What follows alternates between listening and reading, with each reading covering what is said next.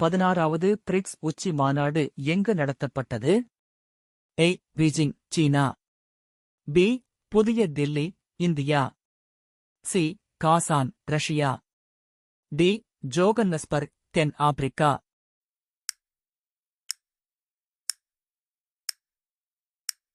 C. Kazan, Russia.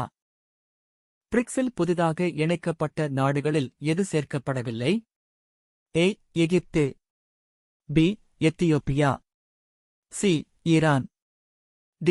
துருக்கி.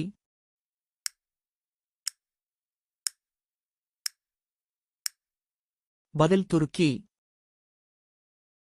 16வது BRICS உச்சி மாநாடு எந்த தேதிகளில் நடைபெற்றது? A. செப்டம்பர் 10 முதல் 12 வரை 2024. B. அக்டோபர் 22 முதல் 24 வரை 2024.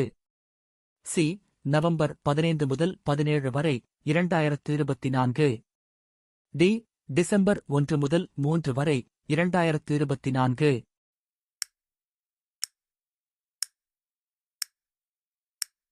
B. அக்டோபர் 22 முதல் 24 வரை 2024. 16வது பிரிக்ஸ் உச்சி மாநாட்டில் 5 ஆண்டுகளுக்குப் பிறகு இரு தலைவர்கள் எந்த கூட்டத்தில் சந்தித்தனர்? A. விளாடிமிர் புடின் மற்றும் Xi Jinping. B. Narendra Modi மற்றும் Xi Jinping.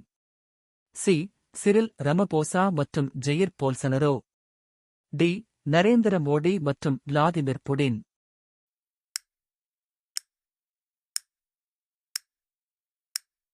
B. Narendra Modi மற்றும் ஷி ஜின்பிங்.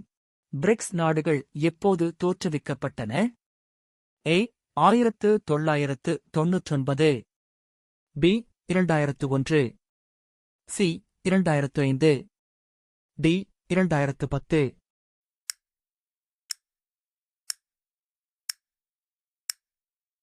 பதில் B. 2001. 16வது பிரிக்ஸ் சம்மேளனின் முக்கிய நோக்கம் என்ன? A. சுதந்திரத்தை வலுப்படுத்துவது. B. பொருளாதார மற்றும் வணிகம் தொடர்பான ஒப்பந்தங்கள் நிறைவேற்றுவது. C. உலகப்பெரிய சீரற்ற நிலைகளை எதிர்கொள்வது. D. வர்த்தக திட்டங்களின் மேலாண்மை.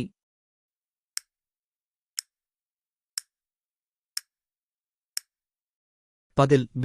பொருளாதார மற்றும் வணிகம் தொடர்பான ஒப்பந்தங்கள் நிறைவேற்றுவது. பிரிக்ஸ் நாடுகளின் 16வது பிரிக்ஸ் சந்திப்பில் தலைவர் யார்?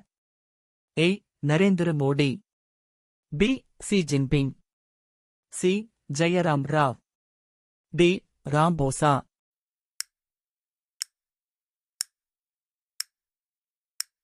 பதில் D. ராம்போசா. 16வது பிரிக்ஸ் சம்மேளனில் வெளியிடப்பட்ட முக்கிய அறிவிப்பு என்ன? A.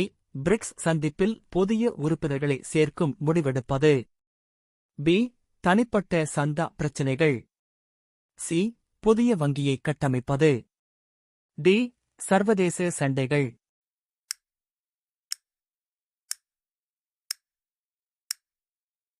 பதில் A. பிரிக்ஸ் சந்திப்பில் புதிய உறுப்பினர்களை சேர்க்கும் முடிவெடுப்பது. பிரிக்ஸ் நாடுகளில் உள்ள அமைப்புகள் எவை? A. BRICS development bank. B. UN security council. C. WHO. D. G7.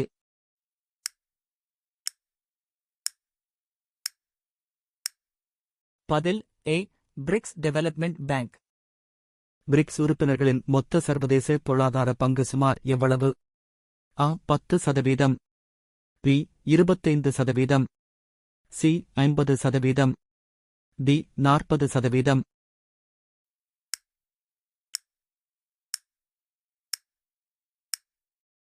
பதில் B. 25%. பிரிக்ஸ் 16வது சம்மிட் கூட்டத்தில் எந்த புதிய நாடு சேர்க்கப்பட்டுள்ளது? A. Morocco. B. India. C. Argentina. D. Switzerland.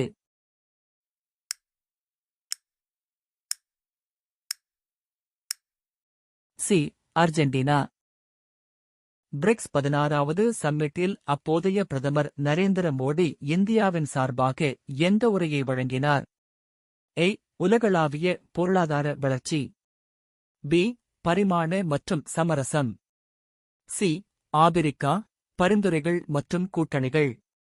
D. தொழில்நுட்ப மற்றும் ஆராய்ச்சி மேம்பாடு.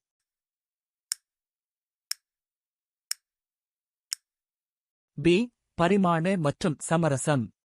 பிரிக்ஸ் நாடுகளின் புதிய cash. A. BRICS currency. B. BRICS passport. C. BRICS standard. D. BRICS cash.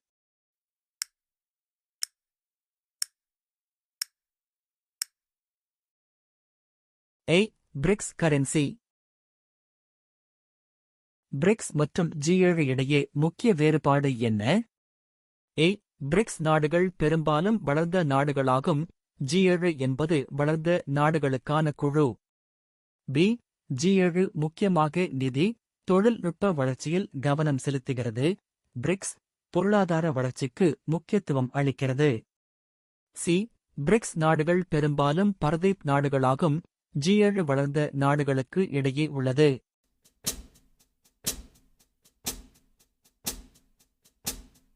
B. G7 முக்கியமாக நிதி, தொழில்நுட்ப வளர்ச்சியில் கவனம் செலுத்துகிறது. பிரிக்ஸ் பொருளாதார வளர்ச்சிக்கு முக்கியத்துவம் அளிக்கிறது.